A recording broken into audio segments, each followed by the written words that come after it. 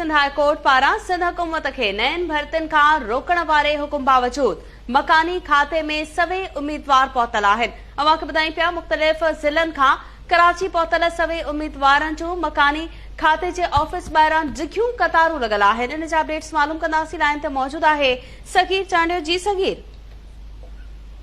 Sindh high court पारां grade 1 खां grade 15 ताईं नयूं भर्तियूं करण वारो अमल रोकण के बावजूद मकानी इदारनि वारे खाते में हज़ारनि जी तादाद में जेके उहे उम्मीदवार पहुतल आहिनि। मुख़्तलिफ़ ज़िलनि खां जेके आयल उम्मीदवार तरफ़ां जेके उहे डिघियूं लाइनियूं लॻाए छॾियूं आहिनि। केतिरनि ई कलाकनि खां जेके उहे उम्मीदवार बीठल आहिनि, जॾहिं त सभई उम्मीदवार जेके उहे बलदियात खाते जे सेक्रेटरी जी ऑफिस में जेके उहे दाख़िल थी विया आहिनि। सेक्रेटरी लोकल गवर्नमेंट ऐं सेक्रेटरी बलदियात जी ऑफिस में उहे दाख़िल थी विया आहिनि। हिक ॿिए खे धिका बि जेके उहे ॾेई रहिया आहिनि। तमामु जेको आहे छिकताण वारो माहौल जेको आहे उते मौजूदु आहे।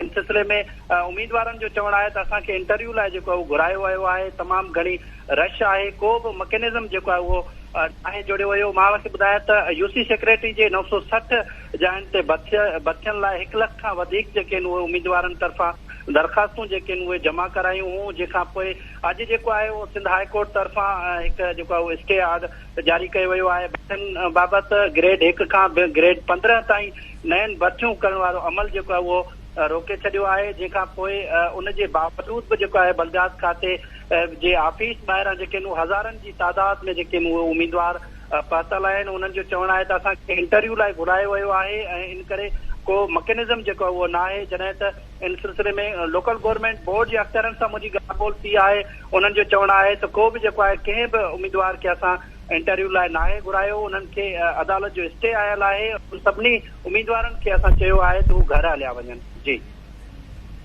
सगीर चांडियो, अपडेट करण लाइ तव्हां जी महिरबानी।